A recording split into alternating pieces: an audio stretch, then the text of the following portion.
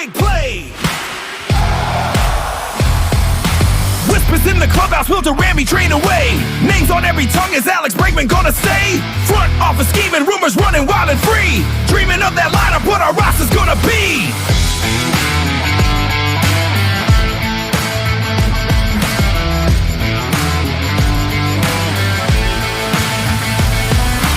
Red Sox hot stove, hear the rumors fly. Jim, Nick, and they are here to share like a spy. Bleacher bumps are chanting, hope is in the air. Red Sox hot stove, we're all in if you dare.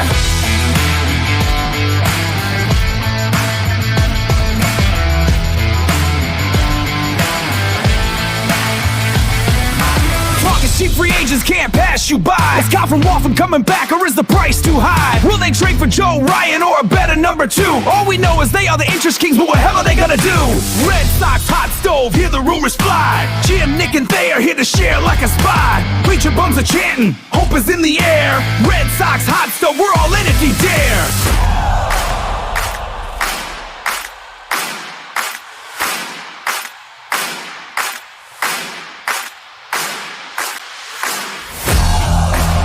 Who's gonna fill the gap? Who's the final piece? Get your caps and flags. We want the World Series.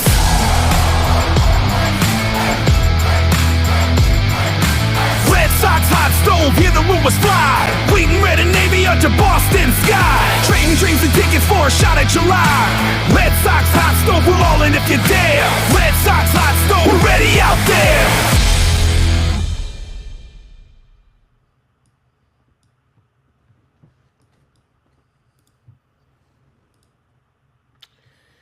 Good evening, sports fans, and welcome to another edition of Red Sox Digest. I am your host tonight, Jim Delfino. All right, let's loosen at the tie, crank the heater up, and roast the Red Sox winter plans like we're grilling a cheap hot dog in an ashtray. You know, running this podcast again for the Red Sox offseason feels like I'm back in group therapy, except instead of talking about my feelings, I'm talking about the Red Sox think financial flexibility is a personality trait. Every winter, I convince myself this is the year they'll spend, and every winter I end up squinting at a tweet from Chris Cotillo like it's a ransom note. Red Sox in on multiple fronts? Yeah, so is the DMV. Joining me tonight is the man whose blood pressure spikes faster than the Red Sox payroll rumors, Nick Face.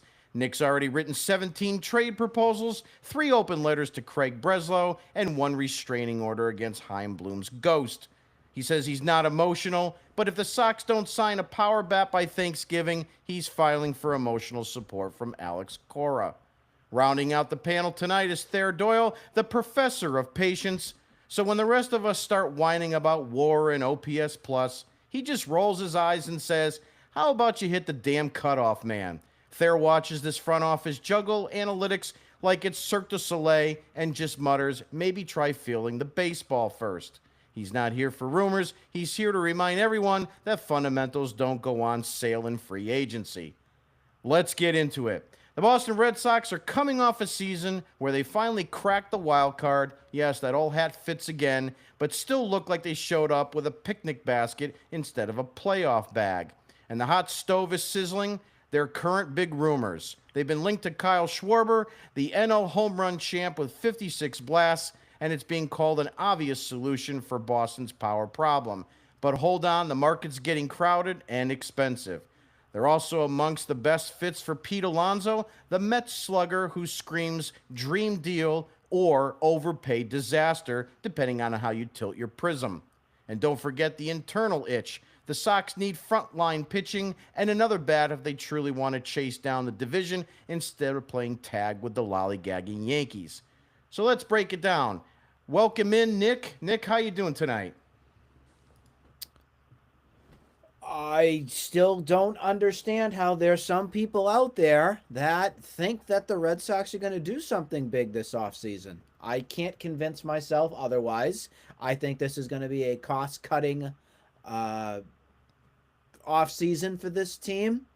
If you're remaining hopeful for Bregman, sorry. I think they're more than likely they're not to have Trevor Story opt in.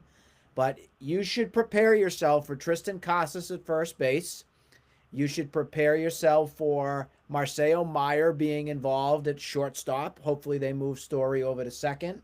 And get ready for Nate Eaton over at third base, guys. It's just cruising to be something like that. Cotillo's article, or Milliken's, whoever wrote the article today about the amount of tax luxury costs on everything that came out today, screamed to me, we aren't doing anything. Yeah, a good opening there. Your opening take for tonight. I don't have much faith, like Nick, in them doing anything of note. I'd like to believe that they do have some power bats in their eyes and maybe a starting pitcher, but I have a feeling they're going to go back to the cost-cutting ways of just getting by, and maybe we'll squeak into the playoffs again. And hey, we had a great season, so I don't have a lot of confidence. Yeah, there was a tweet. I think it's the tweet you were mentioning, Nick. Tyler Milliken had it. It was something about the fact that if Bregman opts in at a 30 million AAV, and there was some other language in that tweet that I can't quite remember, but they were pushing about 250 for the season, and that's before getting a number 2 starter, any kind of salaries that are going up, arbitration figures, and so forth. So, they're going to have to turn around and realize that if they're going to try to stay under some sort of luxury tax, it's just not going to work for them this year. And it's really funny because the tweet I put out after that, as I said, you got an outfield that's basically making nothing. You got an infield, the right side of your infield is basically making nothing. Bregman's on here, so you have nothing at third. Your catching tandem is making nothing. Where the hell is all this lost money? I mean, outside of some of these contracts, it's alarming that they basically have a payroll in the upper 200, middle 200s, and you can't name like one superstar that's on this team, and Rafi's gone. So with that being said, what I'm going to do is I'm going to talk about a few of the major trade ideas or free agent ideas, get your takes on every one of them, and then we'll call it from there.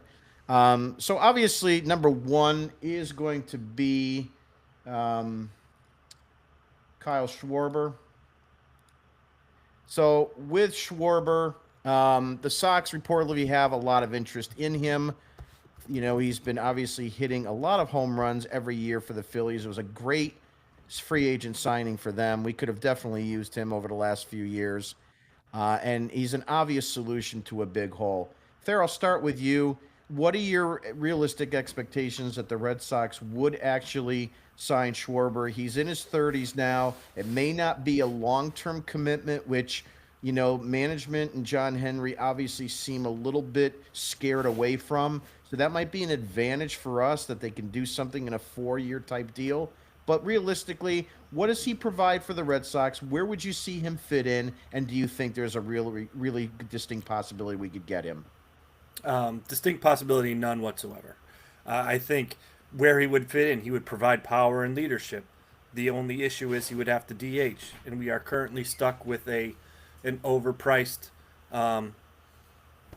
Yoshida at DH, and they're not going to be able to move him, and he can't play the outfield, and we already have an abundance of outfielders that we're going to have to trade. So, are they going to go out and pay Kyle Schwarber to come in and be a left-handed DH that they already have to provide power? In order to do that, it would require them to have a plan that would involve making other moves, trading Yoshida and other pieces to do other things. And if we were talking a different administration, I would say then absolutely that would make the most sense. Spend the money because that's what we have, improve ourselves, and then go from there. But that's not how the Red Sox are going to do it. They're simply going to be looking at, how can we, be most cost effective and go from there. And they are no way in shape or form going to do this signing. Nick, similar question to you. Number one, is Kyle Schwarber a good fit here? Where do you see him playing? Do you see the Red Sox actually making a move to acquire him? How do you feel that's going to pan out? There's a lot to unload with this. Do I want Kyle Schwarber on my team? Absolutely, I do. I think that would be an electric signing that puts some thump finally back into your lineup. But you have a logjam, and it's created with your Masa Yoshidas, your unknowns with Tristan Casas. This team is just not set up right now to bring Schwarber in, knowing who we have with our front office crew and the players that are on the field. If any of you have gotten a chance to just look at the numbers that he's put up with Philly since 2022, when Dave Dombrowski signed him, one of the biggest things that stands out to me is the durability that Schwarber brought. I know DH and all that, he's not in the field, but he's played in an average of 158 games throughout the past 4 seasons. That's staggering in this day and age in baseball, let alone.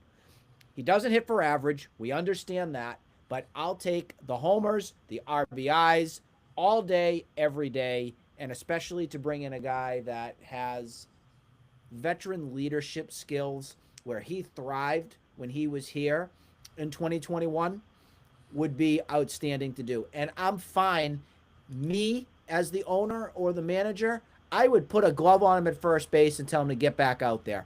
Learn it. I don't care. Don't care. Do I want Schwarber versus Casas? Of course I do. Of course I do. Case in point, though, is that you aren't set up right now to have him here. And it's sad. Yeah, I would agree with that. I mean, there's the way the roster is constructed, it is a logjam, and it's a logjam because of a left-handed DH that doesn't hit for power and a left-handed first baseman that can't stay on the field. And I think those are the two biggest issues with this.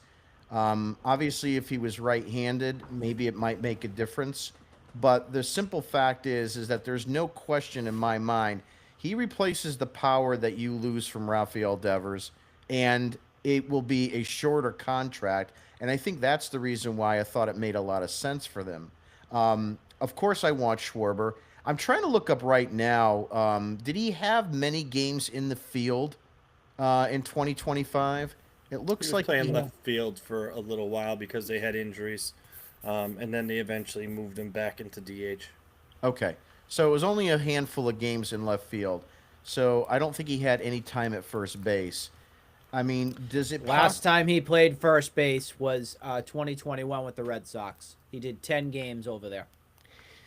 You know, I asked a few questions on Twitter about the possibility of him playing first base, and got some info from what people thought. One of the things that concerns me, when Kyle Schwarber was acquired in 21, it was by a trade.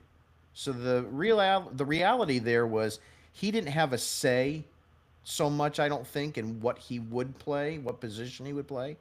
This is different. This is free agency. And they would have to probably, unless he says, I want to play first, they would probably have to convince him to play first base, which is going to probably cost more than what he could get in DH. So I don't know if that would work out. But, you know, Nick, your thoughts on him playing first base. Do you think that would be something that he would do? And if you do, you know, what do you do with Casas? I have my feeling on what they should do with Casas outside of just... I already have his bags packed. They're outside my door right now. They're gone. Yeah. I'm throwing him out to Seattle. Get him out of here. Give him to him. Here's your gift. Thayer, what Would about I put you? Schwarber at first base? Absolutely. I put him there. Thayer, what are your thoughts putting him at first base? No, we're the Boston Red Sox. I'm tired of trying to fit someone into first base. Can this guy play? Can that guy play? No. You pay someone, you find someone who is a first baseman that can play defense and hit the ball. Schwarber is a DH. You sign him to DH. I'm done with all of these sort of reclamation projects. And, oh, can we fit this guy? That's not what this team is. They're the Boston Red Sox. They are a top-tier financial ball club in a city that spends money. Enough of this ticky-tack nonsense. We need to put someone in the position that can play the game. And no more of this, oh, let's try to sneak something in there where it's not really appropriate. Enough. So my feeling on Casas in this whole scenario, if they do acquire someone to play first base, while I would love to trade him and get him off this roster because he's just not a fit here for a lot of other reasons, I think what they should do, in all honesty, is put him, jettison him to the minor leagues for this season and let him build up some level of credibility. The reality is he won't be a cancer on the major league roster in 2026, but he can build up some sort of credibility that would allow you to hopefully get something of value at the trade deadline in July of 2026. Because let's face it, his value has to be as low as it possibly can be at this point in his career. And I don't think any team is going to want to put any kind of effort into getting him. He would be more of a lottery pick than anything at this point of his career. So if he can go down the minor leagues, maybe it'll humble him a little bit more.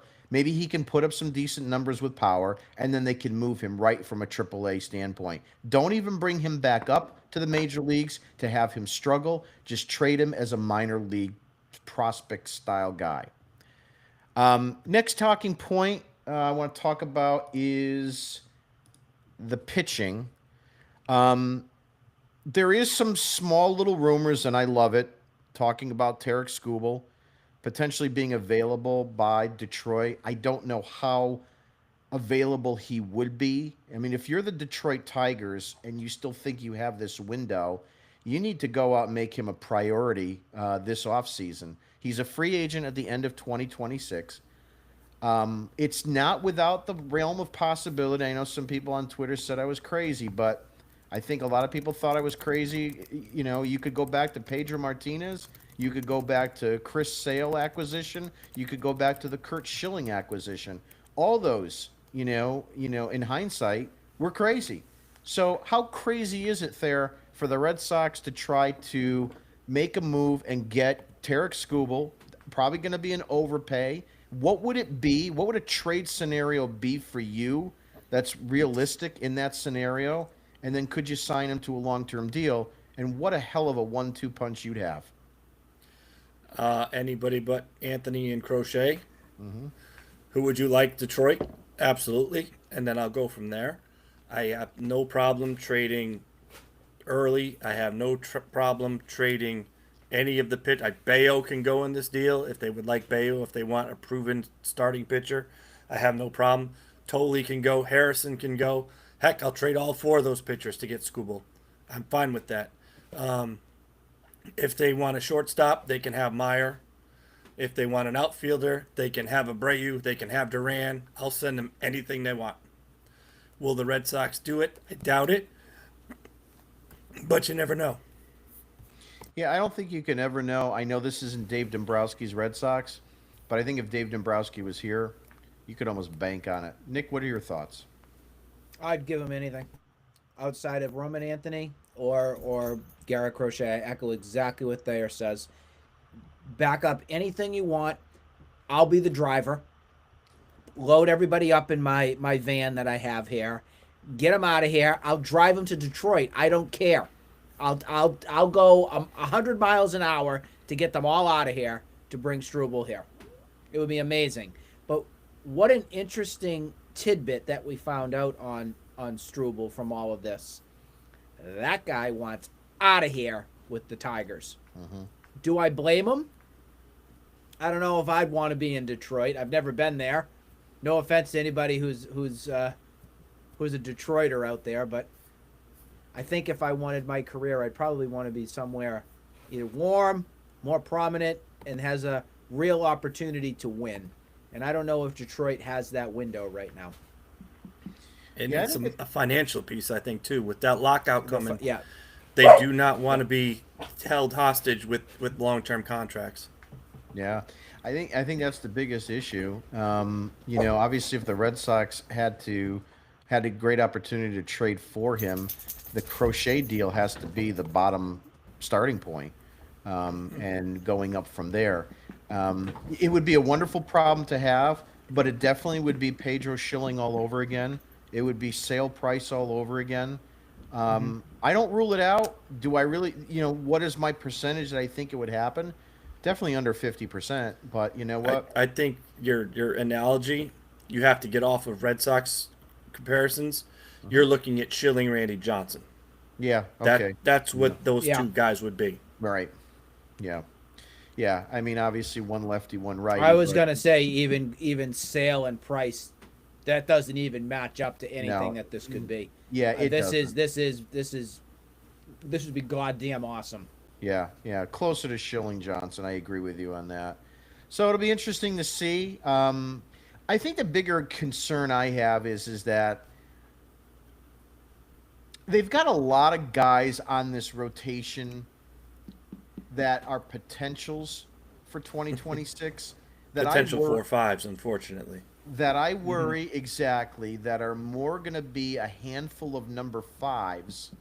And don't get me wrong, Early was a good story. Dobbins is a good story, but you also have Richard Fitz.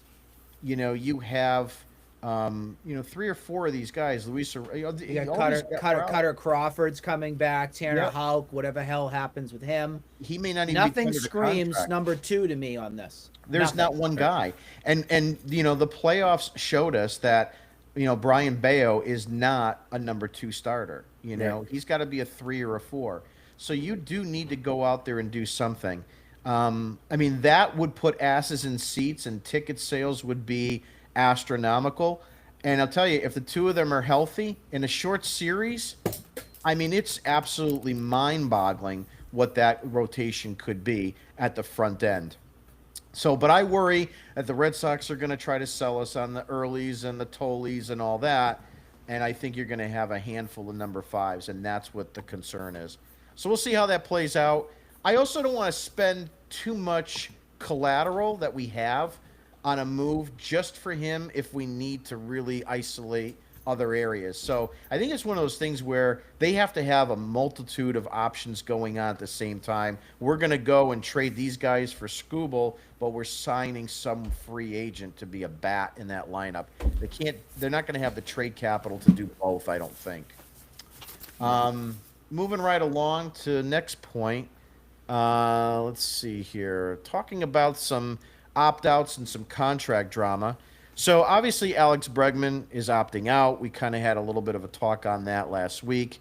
And it could really put a nail in the coffin of what they're going to do with the future and the planning of this organization. What really bothers me about this, and I'm going to go back to Rafi Devers and say what you want, whether he was really a cancer in that clubhouse and they had to get rid of him or they didn't have to get rid of him. The bottom line is that you are without a guy that's a perennial 275, 280 hitter, a perennial 30 home run bat in that lineup. And with the way that this Bregman contract worked out, Alex Cora says he's going to play second base. No, he's not. They want to get Campbell. I don't know what the real story was and what the Houdini story was. But Nick, I'll start with you on this one. I don't want Bregman back. I'll be on record that I don't want him back. I did before the injury. I don't anymore because I don't want to lock up a guy for 5 years who's already a year older, who's really not 100% from that injury. And I think you can use that money elsewhere, which I'll talk about later. But what are your thoughts on Bregman? When May hit and he was going crazy with his numbers, oh, look at this all-star. Look at this signing. Oh, this is awesome. This is exactly what we wanted. And then he gets hurt. And then he becomes the Bregman of the past couple seasons that I think the Astros were done with. I think they saw a guy breaking down, not worth the money, not worth the investment. If I'm the banker and I'm wanting to sign a player to a long-term contract that's worth $40 million annually, give or take, no deal. I think there's other fish in the sea that this team could use to improve their team. Bregman going down impacted this team significantly. And I just don't think he's worth $30+ million a season to play. He can get hurt, and then look what you're at. You're at this MASH unit that we had all the way through midseason, from July on. And it was not great. We limped right into the playoffs. And to our stunning amazement, we were done. We shouldn't have been there in the first place. We shouldn't have. But we limped in. Congrats, guys. You made the playoffs.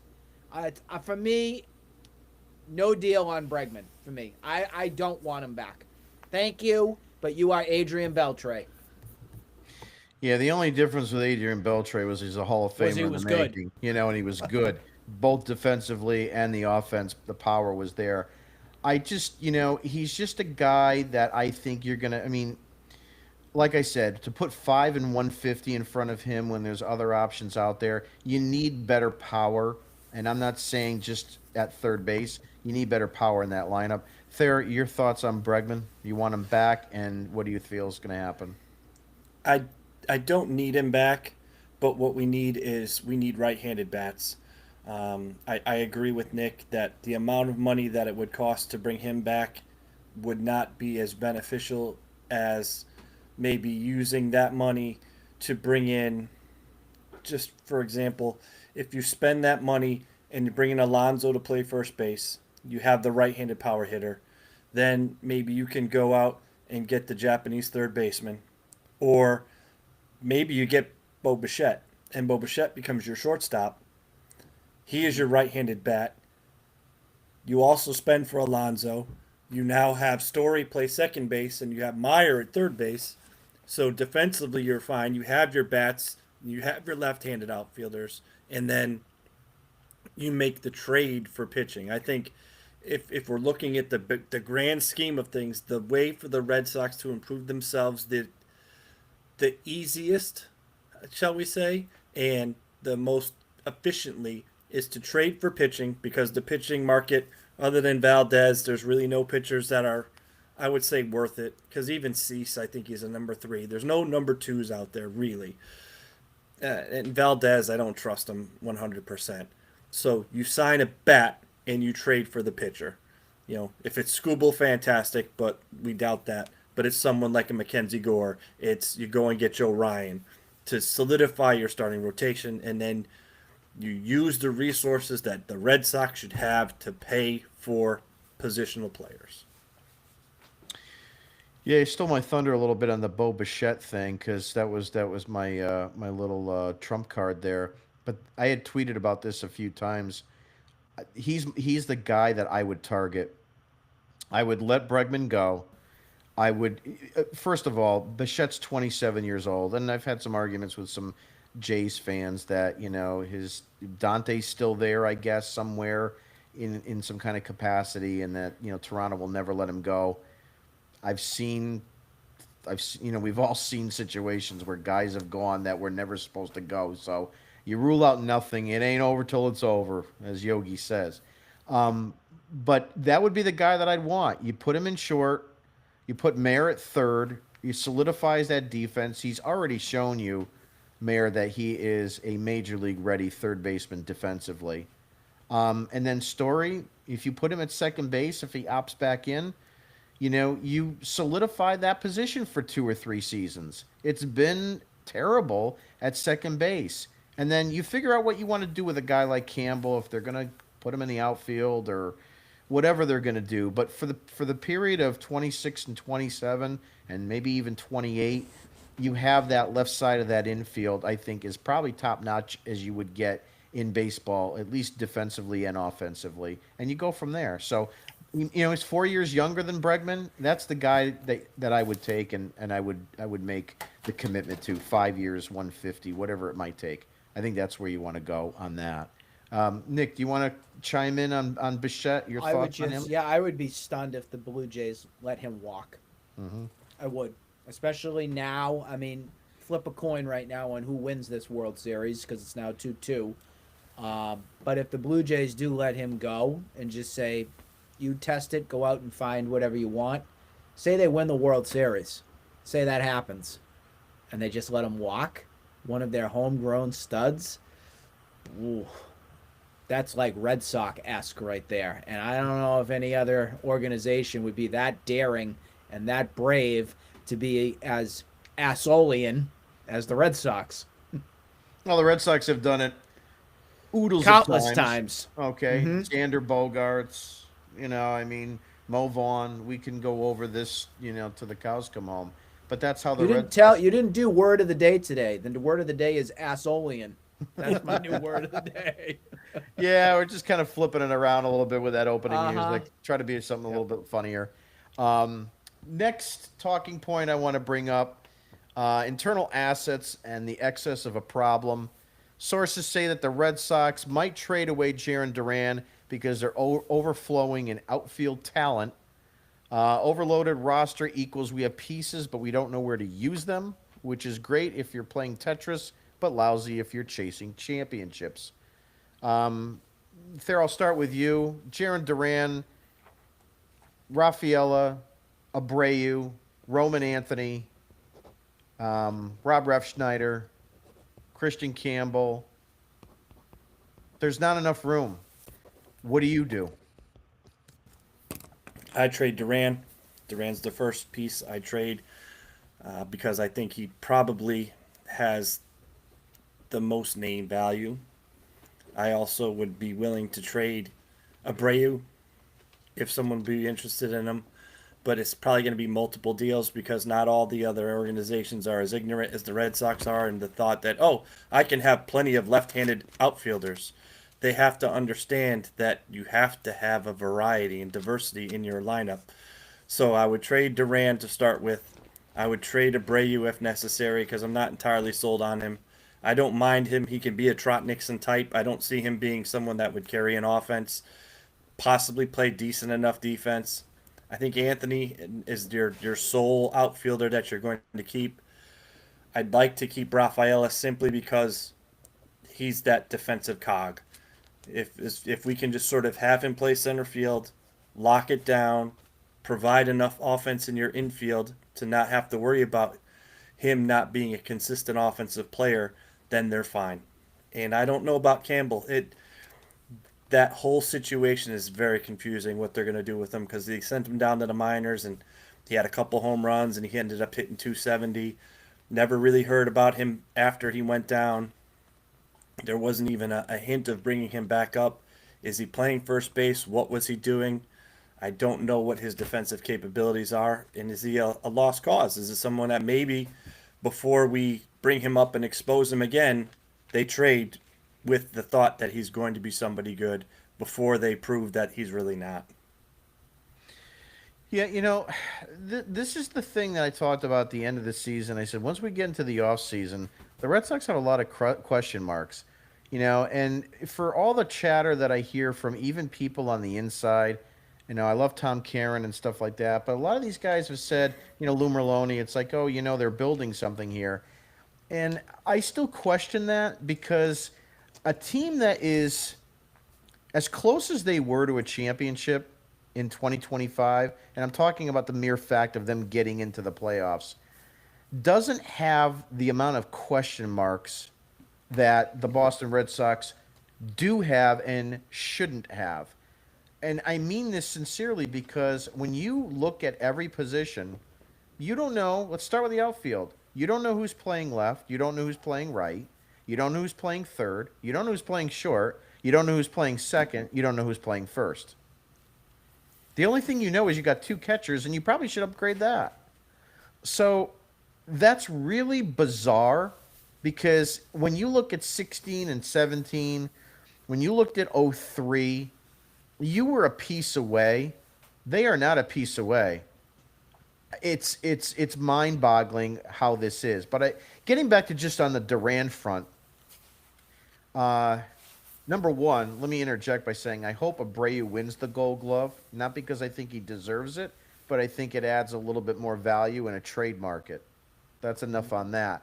As far as Duran is concerned, he doesn't fit here anymore. And I know I've argued with a lot of people on Twitter that he's a spark plug and this whole 9 yards. But if you look at the landscape of what he is going to be in 2026, he's lost his leadoff job. That's Roman Anthony's as far as I'm concerned. And I think the Red Sox are trying to make Roman Anthony be like Kyle Schwarber, be like Shohei Ohtani, that big bat leading off the game. So he's lost his leadoff spot. And he really, as a result of that alone, doesn't seem to fit in anywhere in the rest of this lineup. He doesn't make a good number 2. He doesn't make a good number 3. He certainly doesn't make a good 4, 5, or 6. You might make an argument for 7 or 8. But, that's easily replaceable. A 7th or 8th hitter is easily replaceable. So, he's got to be moved, and I think you got to do it now while he's got a couple years left, because if the Red Sox keep thinking that he or guys like him are still part of this core, they're going to run out of time, and he's going to be a free agent. And if he gets hurt, he's not going to be much of an offensive threat anymore as well. Nick, your thoughts on Duran? And it looks like you're writing something there. Got the duffel bag already. Got the good riddance note.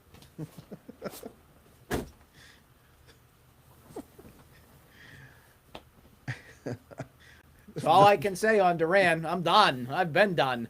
Goodbye. Yeah. I want Quality, the gold Nick, glove quality. for Abreu. I want the gold glove for Abreu because, yeah, I want him gone too. I don't see long term for him. I see a guy that's going to break down. I like the Trot Nixon name that Thayer mentioned there, but let's also be real. William Abreu couldn't even hold Trot Nixon's jock. Yeah. Trot Nixon was a legend. William Abreu hasn't even figured out what a legend means, or figured out how to get his way onto right field and play for more than a month of a season. That's the struggle there that we have. And it's not just him, it's even other players. Look at Casas, it's the same deal. Now, Rafaela is a different scenario here because I really like the glove. We all have agreed on that. He's a premier center field gold glove guy out there. When you move him into the infield, it's not the thing that the team should be doing. But desperate times call for desperate measures. They had to do that this season. Didn't love it, and we saw from that point on, the numbers did go down when he was in the infield. He was out of his comfort zone. I am fine if Rafaela stays so long as we upgrade left and right. I am completely cool with it. But I cannot continue to have 3 subpar offensively outfielders. Even Duran, you could say, not subpar defensively. But I can't do the Duran, Rafaela, and Abreu route again this season. I can't do it. We've been there. We've done that. We've seen how the song plays out, and it is not a good one.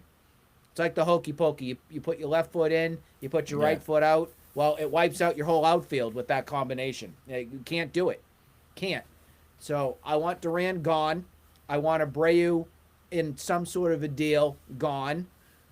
Does that mean I want the entire team gone? No. But we need to get back to winning baseball and winning ways. I don't want to have to go into 2026 saying, why did I go through this yet again? Why did I go through an offseason where they didn't do much, they didn't spend, they didn't upgrade, where we have all these question marks to fill, and we're all miserable trying to figure out, should I still root for this team? Should I go to Fenway Park and buy a ticket? Should I think that they're going to make the playoffs? I can't mentally do it again. I can't. So, message to John Henry. Get your effing checkbook out, figure out how to fix your team, and actually have an off season where you don't lose the heartbeat of the fan base. Yeah, I mean, at the most basic level, people that want Duran to stay on this team because he's a spark plug, good. Let him continue to be a spark plug. It's just going to help us get a better return. When you move him, it's just a matter of there's not enough places. That's what it's all about. Because are you going to DH Anthony because you're going to keep Duran in left? No. Are you going to DH Abreu or have him sit on the bench if you're going to put Anthony in right? No. Is Anthony going to play center field? No. Is Anthony going to be in the lineup every day? Yes. So there's just not enough room. So that's that part of it. The other issue is that, and I don't want to really go into this tonight, but I'll just kind of touch on it. I really have a lot of concerns with all these core guys. Anthony excluded, but Mayer is still a question mark. Campbell, there you brought him up before. We don't know what he can do offensively or defensively. He had 3 good weeks in April. That's really all it amounted to. And Casas has been basically a ghost. So, I just keep going back to Dave Dombrowski. If Dombrowski was here, I think none of those guys would be here. He probably would have kept Anthony, and wouldn't. he probably would have moved everybody else, and we probably would have already have another title. That's the bottom line. And so it's not that I want these guys to fail, but I think they need to realize that they had an opportunity to move some of them and maybe rearrange some of these deck chairs, and they didn't do it. And I hope it doesn't come back to bite them, because if they're going to put a lot of emphasis into these guys, you could see a team that went from, what do we have, 87, 88 wins this year? You could see it regress. You really could. Because at the end of the day, I said this I think, on our last podcast. I said this team went out. Chapman was your closer. Whitlock was healthy. You wound up having a trade that got you Crochet. And you were 7 games better. That's it. 7 games. And we could find 7 games that they should have won that they didn't because of this doing stupid stuff. Next talking point, the wait and see trap is what I call it. Multiple articles are warning that the Sox must add this impact bat for the offseason, as we know, because, as we mentioned before, relying on internal breakout isn't enough. This team needed Rafael Devers and Roman Anthony and Bregman, and they didn't have that for any period of time. And so they are not just missing one bat, they are missing 2 bats in terms of what I feel. And you're not getting enough, obviously, from your corner outfielders. So, Nick, I'll start with you. Thayer brought it up before. Alonso is probably one of those names that is available. Can he be pried from New York? I mean, obviously, he said early that he's gone. I don't know what he thinks or what his agent thinks, but would you bring him in? Is he your first baseman? And does he solve more problems than Schwarber would? I am leaning towards that route, and the only reason I'm leaning towards the route is because we haven't had a right-handed power bat since JD Martinez. And I think this team has missed that significantly. You're very left-handed heavy. That's Roman Anthony. Your Duran's currently, if he's still here. Marcel Meyer, that's another guy who's a left-handed bat. Wilyer Abreu. So you're and Yoshida. Sorry, how can I forget that? So if you want something to really click here and make a move that's bold enough to improve your roster and solve your first base issue that you've had for years. I think our last consistent first baseman was Mitch Moreland. Is that correct? Yes. Yes. You got to do this. And anybody out there that thinks Casas is going to come back and do something, can we just drive them to like a mental institution, like right now? Anybody who thinks, oh, don't worry, he'll be coming back, he's going to be fine, 40 home runs, 100 RBI. You people are the reason why there's high blood pressure in this world. Pete Alonso would be definitely on my wish list. I don't know if he's at the top, but for overall first basemen on how to improve this team for this offseason, I write him a blank check. Here you go. Go play. You brought up an interesting point, Nick, about we haven't had a power-hitting right-handed bat since JD Martinez. I got a bigger question for you. When was the last power-hitting right-handed bat that was in the field, not a DH? Manny Ramirez. It would have to be Manny. Manny, you might be able to make an argument for Mookie, even though he wasn't really your typical power hitter. He had he had 30 home runs and so forth, but he's had some 18 home run seasons and so forth. But yeah, it's been a while that this team has had. You might make a point for Euclid. A little Yeah, bit at least. you I know know, he broke down and everything, but when I think of a power bat, I think of a guy that's going to consistently throw 30 up every season. 25 would be the low point, but that's what I consider a power bat. I don't consider like Abreu. He just runs into him sometimes. I don't think he's a power threat. I think he's a guy that has sneaky power. That's how I look at him. So there's been a long time since we've had an actual position player that has been a power hitter from the right side. Thayer, off to you. Your thoughts on, Orlando? I know you touched on it a little bit, but any other thoughts or any other kind of moves? Eugenio Suarez is another name that's out there. Kyle Tucker is a name that's out there. I mean, I know he's left-handed, but you know, do you see anything else that could develop? Really, the right-handed bat is the key. I know you asked a question about Alonso versus Schwarber. I think Alonso solves more problems than Schwarber does. In order to get Schwarber in here, you have to make a lot of moves. When you bring Alonso in, he solves the first base and the right-handed bat problem. But like you were saying, you need two of them. So you do need to add something else, whether it's Bichette at shortstop, whether it's you bring back Bregman to play third base. Maybe you go and get a Suarez to play third. I'm not in love with that idea. I don't want to just spend money to get a guy that can hit some home runs, but he's kind of like a poor man Schwarber who doesn't hit as many home runs and doesn't hit for an average. Can you go out and find a right-handed outfielder? That could solve some of the problems. If you're trading Duran and you trade away Abreu and you're going to have Anthony in left field and you have Rafaela in center, now you have a right field position. Can you go out and get, I don't know, a Teoscar, Hernandez-like bat to play right field? That will solve that problem. You bring in Alonso.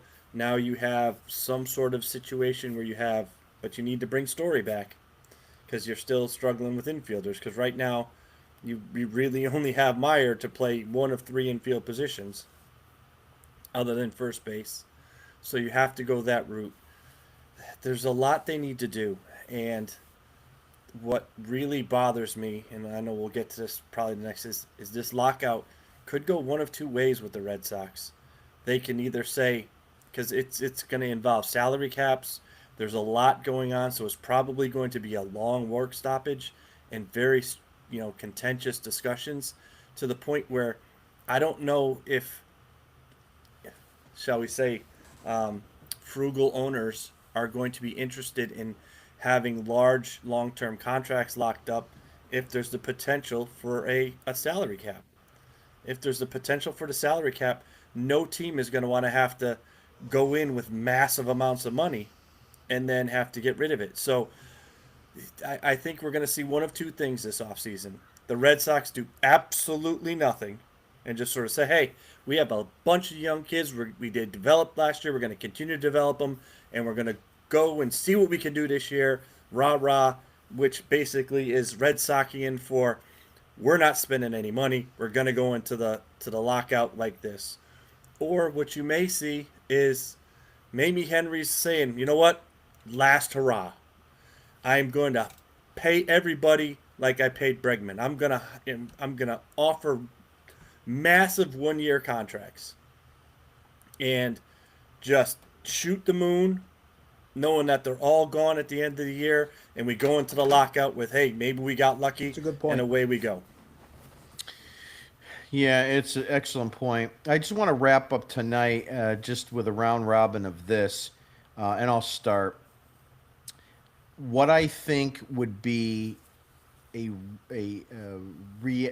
reality check 2026 opening day roster lineup based on what I believe they would do versus what I would like them to do.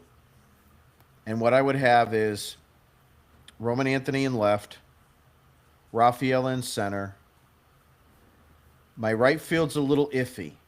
I might be convinced with Campbell just because I'd like to see what he could do.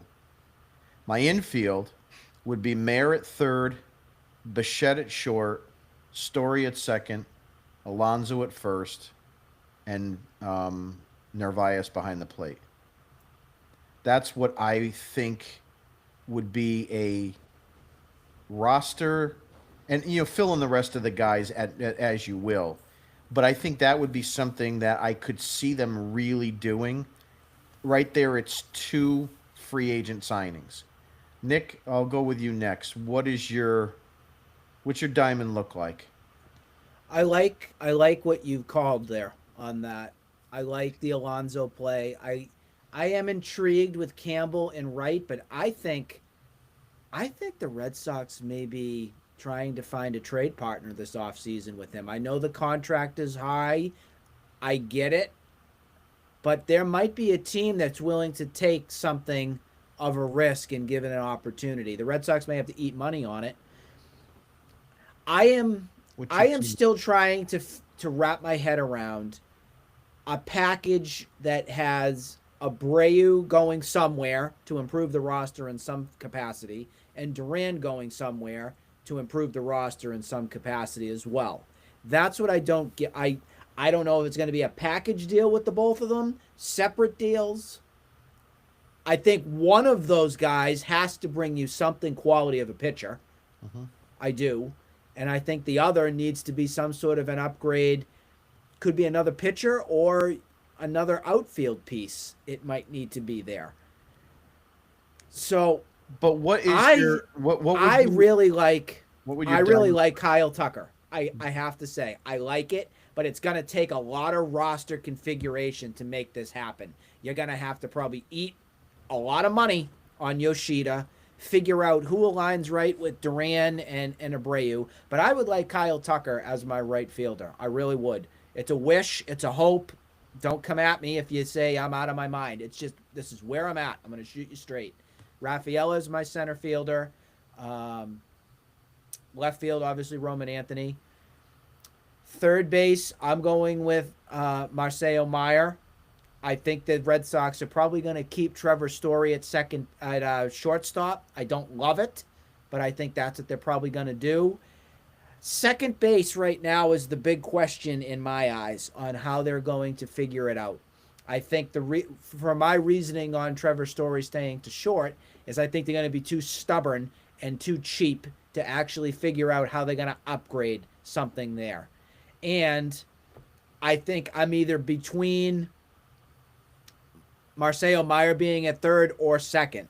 I think a lot of that falls into what goes down with Bregman. My hope is that Bregman figures out that these teams aren't going to pay him all this money to be a part of their team. And Bregman's going to have to come back begging the Red Sox to take a chance. And the Red Sox may just do another one-year stopgap deal at a lesser average annual dollar figure that they gave him from last year to make it interesting. Now, I already told you, I don't like him as a $30, $40 million player. I don't like it. It's not my thing. But if the Red Sox can get it less of a lesser pain point, I guess, and still improve their team overall, I'll take it. I'll take it because at least I know he's a professional. I have Alonso at first base, and then Narvaez is my catcher. But one of the things I do want to do this offseason, I'm not going into 2026 with Connor Wong, at least. I personally would rather Narvaez be my backup. And I would much prefer for us to go out and really figure out who the catcher's going to be. Because we saw over the long haul what happens with Narvaez. I know he was a little banged up. I know he was a little bit injured. But I don't still feel to this day he is a major league starting catcher. I don't. I think he is a great backup and a guy that can spell you and do whatever he can to be durable. But I just don't think over the long stretch he could be a starting catcher overall in a long season. The other moves, obviously, to improve starting pitching, I want Joe Ryan. Gimme him. And I hope that that's going to be with Willie Abreu or a Jaron Duran, or whether it's Conley Early or Peyton Tolley. I want Joe Ryan. That's my big wish that I want for a pitcher this offseason. Yeah, good moves. I would say the one thing about the Narvaez thing, I have to agree with that. I think if he was 40% of the time, I think you're good, but I don't know if they're going to find a catcher that's going to be 60% I don't think they of the will time. either. So And that's why we need to have a more serviceable backup. Yeah. I can't do Connor Wong anymore. Part ways. You screwed up 100% with Mookie Betts. Yeah. I don't care if he's the last domino that's there. Yep. Move on. Yep. Thayer, you're up. What does your defensive lineup look like in terms of your everyday roster, like Nick and I did? What do you got in every position? I like the idea of Anthony in left, Rafaela in center, and I want Duran and Abreu traded for some sort of acquisition. So I don't know who I want in right field. I want, maybe a Roberts kind of move. Go for that right-handed bat in Chicago. Maybe a change of position, change of scenery helps him, and we have a power bat who might be able to become a comeback player of the year for right field. Somebody like that. I would like Alonso at first base. I would say I would prefer to have the Meyer at short, Story at second, and I want to bring in the Japanese third baseman. I want that power. See if we can get that market going. We could probably get him. He's a left-handed bat, but if we can bring him in, it gives Murakami, I believe his name is. He gives us some stability there, and it adds a little bit more to the overall aspect of the Red Sox. Gets us back into the national thing. Narvaez, Nick, I kind of agree, but I think ultimately there are too many holes already that they need to fill. And if you're looking at it, I think Narvaez is the best of what we have in other places. So I don't think they have enough assets financially or in the trade market to improve all those pieces. So I think Narvaez stays where he is. I do agree they need a more established backup, someone who can play the role, who could provide a bat, maybe like a Darno kind of guy. He is someone that will be able to teach Narvaez and work with him throughout. And I 100% agree that they need that number 2 pitcher, the Joe Ryan type. Whether it's Ryan or whether it's Gore or Alcantara is making too much money, I think, for the Red Sox to do it. Where Gore and Ryan are a little bit cheaper. That I think is what they need to do. And then you have Yoshida DHing. Yeah, there was also something too that Milwaukee may have what's his name available too. Their pitcher there. Yes. Can't think of his Give name me right now. Quinn Priester back, please. Yeah, we could use him.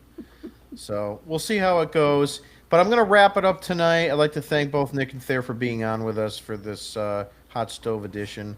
We'll probably do another one in the future, depending on any kind of major moves or any kind of, different rumors that we might hear from some of the guys that are in the trenches. So that being said, you have a good night, everybody, and we'll talk to you on the next episode. Take care.